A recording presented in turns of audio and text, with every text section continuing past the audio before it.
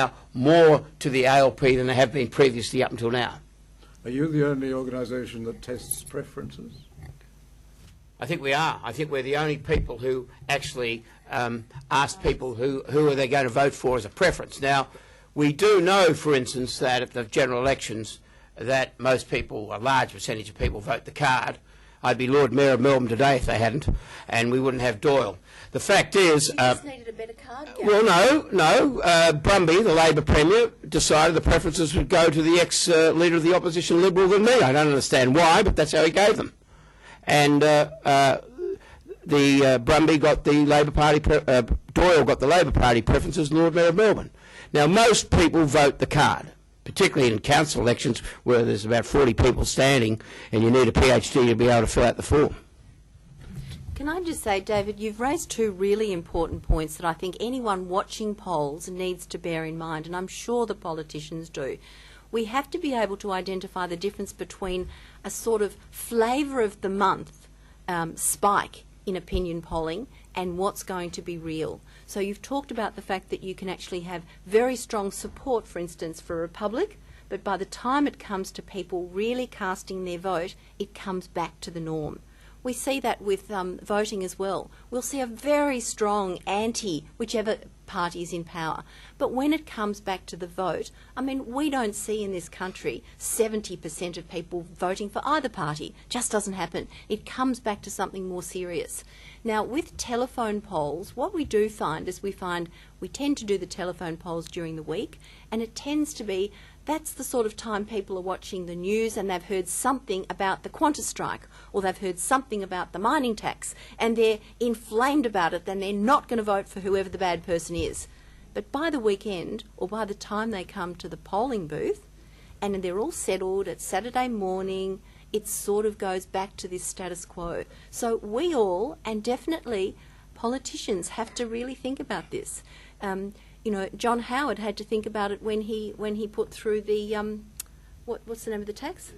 The GST. He had to say this is an unpopular tax. It'll be okay.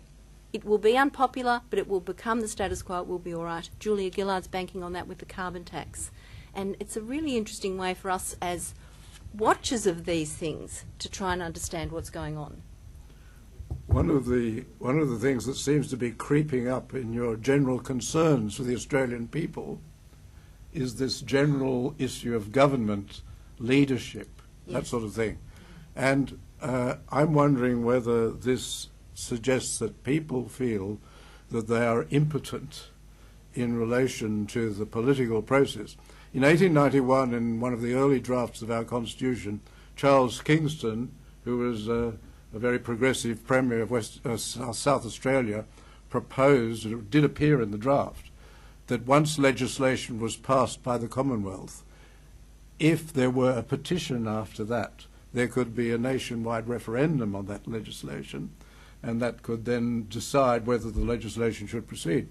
The Farrell government in this state is examining the question whether there ought to be recall elections, that is, whether the people of New South Wales should be able to, by petition, call for a vote on whether there should be an early election. And that reflects, that I suppose would be a balance to 4-year fixed terms. And I'm wondering whether you detect a feeling of impotence, a feeling of wishing that the political process be more accountable. I think you're going to find that the mining tax and issues related to coal seam gas are going to bring to a head state rights, and I'm certain that the mining companies or will push in the High Court for the tax to be made null and void simply because the minerals are owned by the states, not by the Commonwealth. Now, that issue hasn't come up yet because it hasn't been legislated yet through Parliament, but I'm sure you're going to see some of these states' rights issues rise and become much more important over the next few years. The point Michelle Levine just made is very important, in that the next federal election is going to be much closer than everyone anticipates. I've always maintained that the leader, while important, that the leader communicates the policies of the party. Personality-wise, and all this bickering about leadership is a red herring to the real issues facing Australia and facing the world today and what Australians are concerned about. And when you look at the information which we're presented today, you'll see that people are concerned about unemployment. There's much more than they have been. They're concerned about asylum seekers and some real issues that Australia is facing today. The biggest issue facing Australia today is, in fact, the world and Europe and Greece and Italy and France and what's going to happen. The gold price jumped last night. The world is in turmoil, and we are going along in this country as though nothing's happening, and we're bringing in a carbon tax and putting people out of work. How stupid are we? How stupid are we to have a government who wants to do that? Why should Bruce Goat be putting people out of work? It doesn't make sense. And the people in the end will vote against the government putting people out of work, irrespective of who's in power. And John Howard, it's his fault he lost the election because he didn't maintain that you need a flexible workplace and work practices. He laid down and got done over by the unions, and it was his fault for not fighting it properly. Work choices was the best law we ever had in this country. It was because people wanted, contractors wanted the right of work, and people wanted not to be controlled by governments. That is a fundamental issue, and that is the issue which will rise much more in the next, between now and the election. Have you thought of the Lord Mayoralty of Sydney? I do own real estate in Sussex Street. I can't put a development through because the council won't speak to me. But I've got enough problems in Melbourne. We've got plenty of problems in Melbourne. I think you've got many good leaders in Sydney, particularly now in the state parliament. They're starting to get things moving. Look, it's important that we have a democracy. The main thing we're about today is a democracy. And the main thing that we are here for today is to back a constitutional monarchy. Because a constitutional monarchy's place is fundamental for a democracy. And Michelle Levine has brought out the issues that have been raised. In 4 weeks we've had more important issues raised in this country than we've had raised in the last 4 years. We've had a major strike.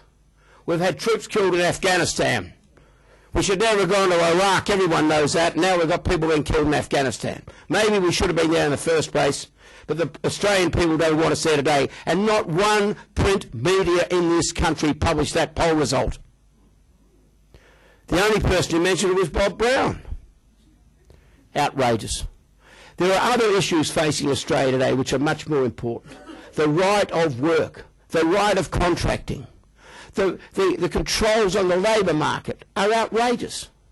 We need to work together, though. We have corporate greed. It's not just corporate greed, it's government greed, it's public service greed, it's local government greed, it's union greed. We've got greed everywhere. The time is we've got to sit down with government and get this place sorted out. Could I ask just a question? Could I just ask a question on issues as they come up? And you've listed a number which are important for Australia. When they come up, does that suggest people dissatisfied with, for example, government policy? Let me give you two. Asylum seekers and immigration was one, and the other was the carbon tax. If they emerge, does it mean people are unhappy with what the government is doing or what is happening to them? Not necessarily. I mean, these issues will emerge and will have people strongly having both sides of the argument as their view. So with the carbon tax, it's now faded, but when we had 12% of people saying that the carbon tax was the most important issue facing Australia, some of them were saying, we must do it against all odds. This is the only thing that matters. The environment is the only thing that matters. I would die for the environment. And then there are other people saying we cannot have a carbon tax, it's going to kill the country. So, you know, this is about strength of views, and they're often very polarised views. And the asylum seeker versus border control, which goes into all sorts of immigration issues as well, is quite polarised. So it doesn't, I can't think of any issues at the moment where they're a really big issue and everyone's happy with what the government's doing, so it doesn't pop up as an issue. I mean, really, is everyone happy with what the government's doing on an important issue? Good.